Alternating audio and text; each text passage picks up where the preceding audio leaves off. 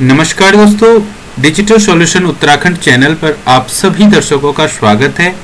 दोस्तों, आज हम जानेंगे उत्तराखंड ग्रामीण बैंक का ग्राहक सेवा केंद्र अपने सेंटर पर कैसे लें और आज इस वीडियो में हम पूरी जानकारी A to Z कैसे आवेदन करें और कैसे हम इसमें काम करेंगे, हमें क्या फ़ायदे हैं, ये सारी जानकारी आज हम इसमें सीखेंगे। और सबसे बड़ी बात यह है कि यह जो उत्तराखंड ग्रामीण बैंक की CSP है, ये आपको मिलेगी फ्री ऑफ कॉस्ट, बिना किसी चार्ज के। तो दोस्तों, अगर आप चैनल पर नए हैं तो चैनल को लाइक, सब्सक्राइब और शेयर जरूर करें ताकि प्रत्येक व्यक्ति को उत्तराखंड ग्रामीण बैंक की CSP कैसे खोलें इसकी जानकारी मिल सके और वो आसानी से अपने सेंटर पर ग्राहक सेवा केंद्र खोल सके। तो दोस्तों, चलिए वीडियो को शुरू करते हैं। सबसे पहले तो आप जान लीजिए ग्राहक सेवा केंद्र क्या है और हम ग्राहक सेवा केंद्र पे क्या क्या कार्य कर सकते हैं। तो दोस्तों, बैंक द्वारा आपको ग्राहक सेवा केंद्र इसलिए दिया जाता है ताकि आप 24 आवर्स या फिर आपको एक निश्चित समय दिया जाता है, माना सुबह 8 से शाम 8 तक आप बैंक की सारी सर्विसेज अपने ग्राहकों को दे सकते हैं। और इसमें आप क्या क्या कार्य कर सकते हैं, इन पे हम अभी चर्चा करते हैं। तो चलिए, आप अपने जो सेंटर पर आप विभिन्न प्रकार के कार्य कर सकते हैं। इसमें बचत खाता खोलना, आप किसी भी ग्राहक का बचत खाता खोल सकते हैं। आप RD अकाउंट ओपन कर सकते हैं कस्टमर का। आप लोन लीड के लिए जनरेट कर सकते हैं। अगर माना कोई भी आपके कस्टमर हैं, चाहे उन्हें वाहन लोन लेना है, चाहे उनको मकान बनाने के लिए ऋण चाहिए, चाहे उनको अपना बिजनेस ओपन करना है, तो आप उनके लिए लोन लीड जनरेट कर सकते हैं जिसपे कि आपको कमीशन दिया जाता है। आप सामाजिक सुरक्षा में ग्राहकों का पंजीकरण कर सकते हैं। सामाजिक सुरक्षा का मतलब है प्रधानमंत्री जीवन ज्योति बीमा योजना, प्रधानमंत्री सुरक्षा बीमा योजना, अटल पेंशन योजना। आप इन सभी सामाजिक सुरक्षा में अपने नज़दीकी ग्राहकों का पंजीकरण कर सकते हैं जिस पर कि आपको उचित कमीशन बैंक के द्वारा दिया जाता है।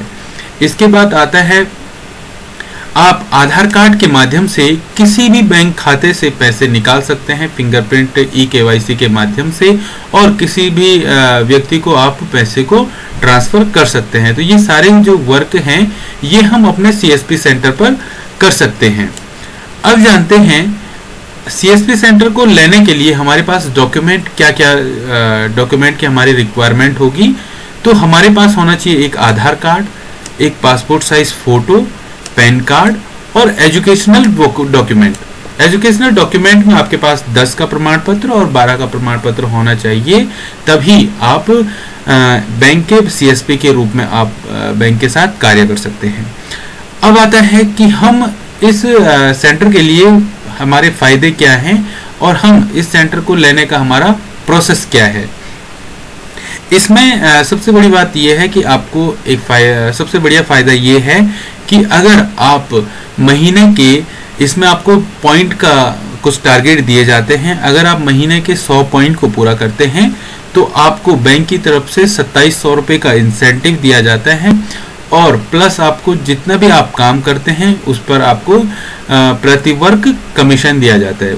उदाहरण के लिए, आपको अकाउंट ओपनिंग पर अलग कमीशन दिया जाता है, आपको RD अकाउंट ओपन करने पर अलग कमीशन दिया जाता है। अगर आप ट्रांजैक्शन करते हैं तो ट्रांजैक्शन पर विड्रॉल, ट्रांसफ़र और फंड डिपॉजिट पर आपको भी अलग से कमीशन दिया जाता है। और इसके अलावा अगर आप महीने के 100 पॉइंट को पूरा करते हैं तो 100 पॉइंट पूरा करने पर आपको 2700 रुपये का इंसेंटिव भी दिया जाता है। और ये 100 पॉइंट पूरे करने का मतलब ये है, अगर आप एक ट्रांजैक्शन करते हैं तो आपको 1 पॉइंट दिया जाता है, अगर आप एक अकाउंट ओपन करते हैं तो आपको 4 पॉइंट इसमें दिए जाते हैं। तो चलिए, अब जानते हैं हम कि किस तरीके से हम अपने सेंटर पर ग्राहक सेवा केंद्र खोल सकते हैं, इसका प्रोसेस क्या है।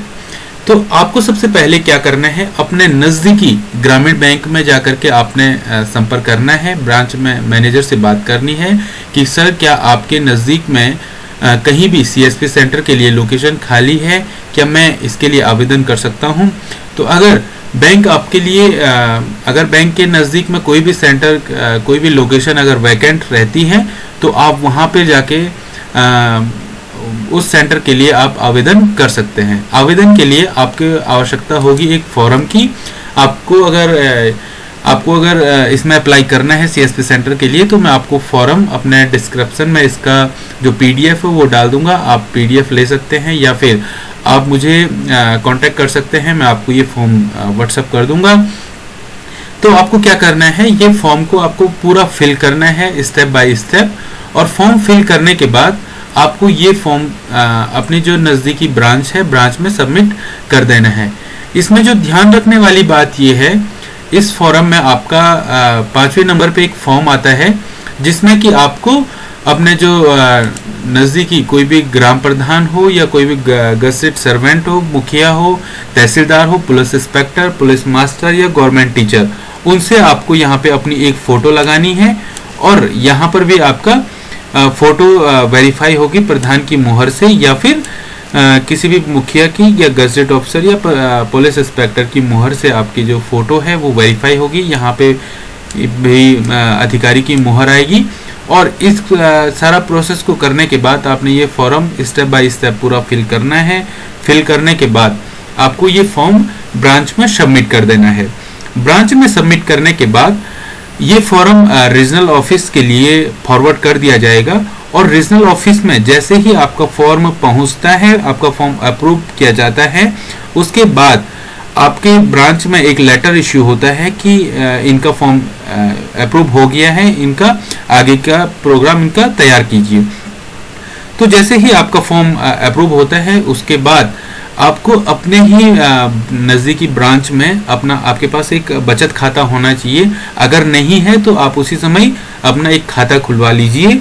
उसके बाद आपको एक एफडी बनानी पड़ती है, और एफडी का जो अमाउंट रहेगा वो मिनिमम 5,000 से 25,000 के बीच आपको एक एफडी बनानी है। और एफडी के बिहाफ में आपको एक ओडी दिया जाएगा। और ओडी अकाउंट, उदाहरण के लिए अगर आप 10,000 की एफडी बनाते हैं तो आपको बैंक की तरफ से 10,000 की ओडी दी जाती है, और उस ओडी से आप 10,000 रुपये विड्रॉल करके अपना जो भी बैंक कस्टमर के साथ जो भी आपने ट्रांजैक्शन करनी है, आप वो ट्रांजैक्शन कर सकते हैं। और अगर आपको कोई भी लेन देन करना है तो आप उस ओडी अकाउंट से अपना लेन देन कर सकते हैं, और वो ओडी जो अकाउंट है आपका, वो लिंक हो जाएगा आपके पोर्टल से, और आप अपना विधिवत उससे अपने ग्राहकों के साथ विधिवत कार्य कर सकते हैं। एक बार पुनः आप सभी का बहुत बहुत धन्यवाद। अगर आप अधिक जानकारी चाहते हैं तो आप इस वीडियो के डिस्क्रिप्शन में अपना मोबाइल नंबर डाल दीजिए, ताकि हम आपसे कांटेक्ट करके आपको अधिक जानकारी दे सकें। धन्यवाद।